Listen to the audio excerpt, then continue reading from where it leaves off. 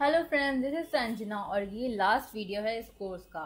तो इसे मैंने एज अ इंट्रोडक्शन वीडियो, मतलब जो हम नेक्स्ट कोर्स में करने वाले हैं उसको लिए रख दिया है।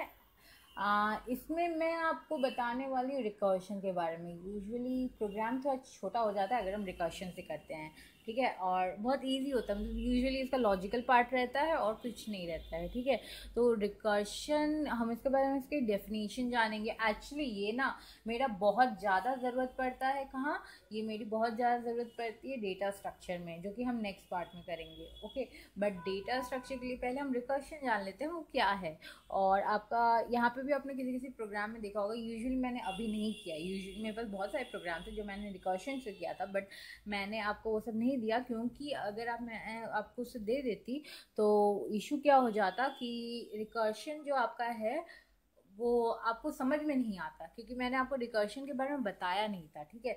तो अभी हम डेफिनेशन से शुरू करेंगे। यूजुअली मेथड ही ये है कि रिकर्शन फंक्शन जो होता है आपका मेथड के अंदर आता है। जब आप पढ़ोगे तब आप देखोगे तो ये पार्ट आपका रिकर्शन मेथड के अंदर कुछ प्रोग्रामिंग में बोल देता है। अगर आप प्रोग्राम स्कूल लेवल पे हो तो आपको शायद पेपर में बोल दिया जाएगा कि आपको ये रिकर्शन के थ्रू ही करना है। और कुछ पॉपुलर प्रोग्राम है factorial, Fibonacci series is a must, बहुत ज़्यादा इंपॉर्टेंट है। और पैटर्न आपका प्रिंट करना रह सकता है, पैटर्न नहीं देता यूजुअली, आपको वो देता है फिबोनाची, आपका फैक्टोरियल रहता है, ठीक है। फैक्टोरियल भी बहुत ज़्यादा आपका देता है, ठीक है।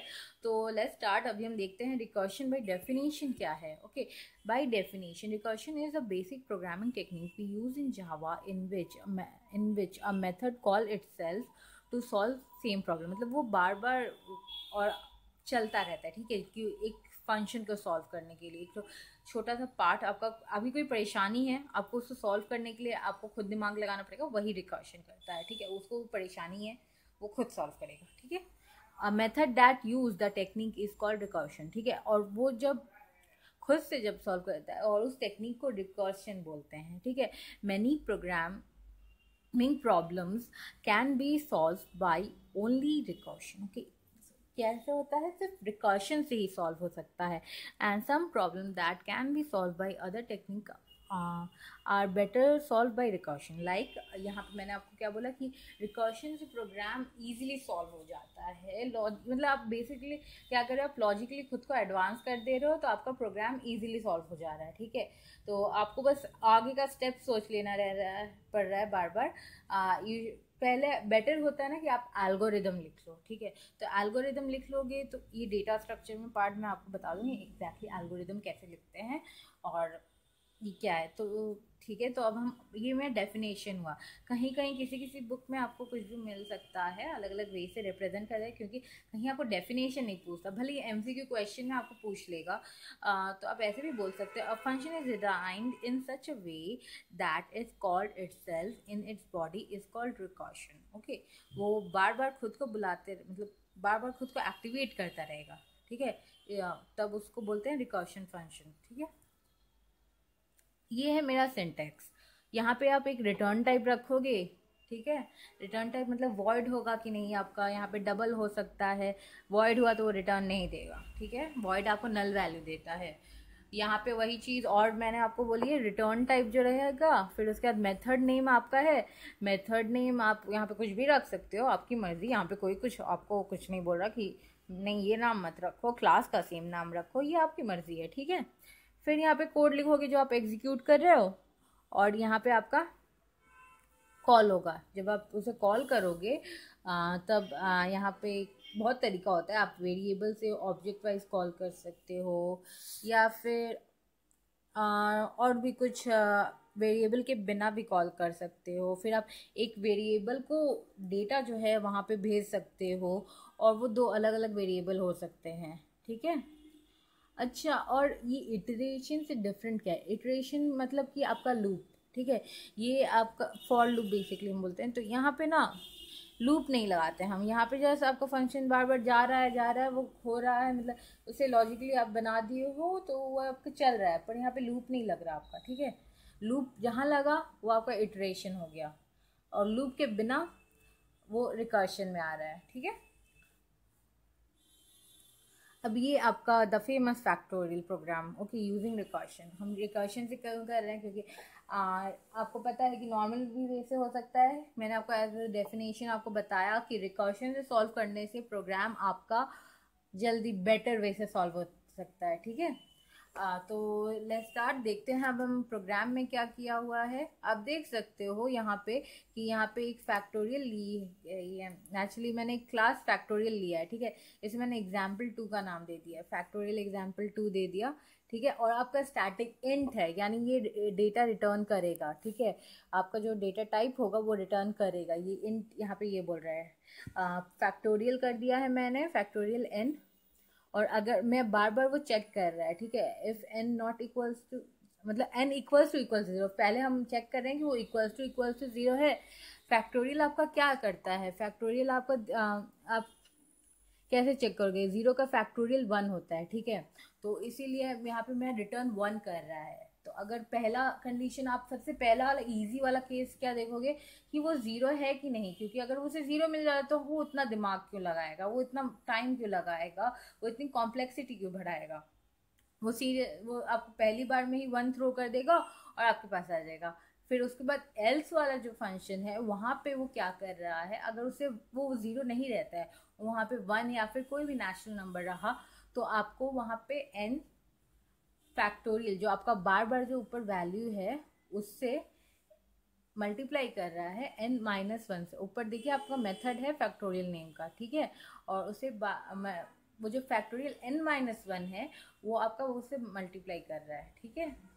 यहाँ पे हम पहले नीचे का प्रोग्राम देख लेते हैं, फिर उसके बाद मैं आपको उसकी थोड़ी ड्राइंग रनिंग करके बता दूंगी, ठीक है। तो यहाँ पे पब्लिक स्टैटिक वॉइड मेन, क्योंकि मेन फंक्शन मेरा क्या है, main function as I told you it's must for running executing a function, okay, executing a program, sorry. फिर यहाँ पे एक हम इंट ले लिए हैं, यहाँ पे इंट एंड फैक्ट ले लिया है मैंने। और यहाँ पे नंबर मैंने 4 ले लिया है जो मेरा कैलकुलेट करना है। और यहाँ पे फैक्ट जो है वो फैक्टोरियल में बार बार नंबर लेके जा रहा है, ठीक है। आपका नंबर 4 है, यहाँ पे वो फैक्टोरियल को ऊपर लेके जा रहा है और वो नंबर है, नंबर का वैल्यू जो कि 4 है। और वो नंबर जो है जब वो ऊपर जा रहा है वो इंट n में वो बस डेटा लेके जा रहा है। आप वहाँ पे कुछ भी नाम रख सकते हो, ठीक है। वो कोई मैंडेटरी नहीं है कि आप कोई एक पर्टिकुलर ही आप वहाँ पे भी n रखोगे तो नीचे भी n रखे हो, ठीक है, वो ज़रूरी नहीं होता। आप कुछ भी रख सकते हो, इट्स अप टू यू। तो यहाँ पे मैंने वही किया है। यहाँ पे मैंने एक डेटा ले गया, ये यूजुअली एक ऑब्जेक्ट क्रिएशन से भी हो सकता है, ठीक है। आप यहाँ पे एक ऑब्जेक्ट ले सकते हो, उससे आप वैल्यू जाके डायरेक्ट चेंज कर सकते हो, ठीक है। फिर यहाँ पे अगर आपको इनपुट स्ट्रीम रीडर लगाना है तो आप यहाँ पे डेटा लोगे यूज़र से, आप ले ऊपर पैकेज आपका इम्प्लीमेंट हो जाएगा जावा का, और उसके बाद ये चला जाएगा वैल्यू, ठीक है। अब यहाँ पे n की वैल्यू है ना, बार बार 1 घटती जाएगी, ठीक है। आपको यूजुअली फैक्टोरियल का वैल्यू और उसके जब वो सॉल्व हो जाएगा ना ऊपर का वैल्यू, तो आपको वो रिटर्न दे देगा, रिटर्न फैक्ट में आएगा और आपको फैक्ट प्रिंट कर रहा है। देखिए यहाँ पे पहले वैल्यू इधर जाएगी, यहाँ पे कैलकुलेट होगा, बार बार वही कैलकुलेट होगा और उसके बाद यहाँ पे ये प्रिंट होगा। तो यहाँ पे ये क्या कर रहा है, ऊपर जब वैल्यू गया n का वैल्यू यहाँ पे 4 है, ठीक है। 4 इंटू 3 इंटू 2 इंटू 1 आपका फैक्टोरियल ये होगा, ठीक है। अब 1 इंटू 2 2 इंटू 3 6 इंटू 4 आपका 24 होगा। तो आपका फैक्टोरियल में कुछ 24 नंबर आना चाहिए और वो राइट होगा अगर आपका आया तो आप n से इंटू कर रहे हो फैक्टोरियल n का जो प्रेजेंट वैल्यू है, ओके, प्रेजेंट वैल्यू उसका 4 है -1, ठीक है। -1 किया तो फिर उसके बाद 3, अब उसके बाद n से अब 3 के साथ वो मल्टीप्लाई हो जाएगा और n का वैल्यू ओवरराइट हो जाएगा यहाँ पे। और n का वैल्यू ओवरराइट होने के बाद यहाँ पे n जो था अब वो 3 होल्ड, अब वो वहाँ पे जो वैल्यू है वो आपका मल्टीप्लाई करने के बाद वैल्यू होल्ड भी कर रहा है और आप उसको बार बार मल्टीप्लाई भी कर रहा है, ठीक है। ये एग्जैक्टली ऐसे ही चल रहा है।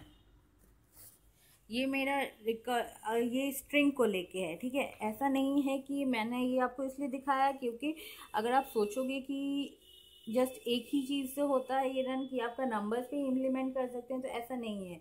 ये सिर्फ नंबर पे इम्प्लीमेंट नहीं होता है, ये और दूसरी जगह भी इम्प्लीमेंट होता है।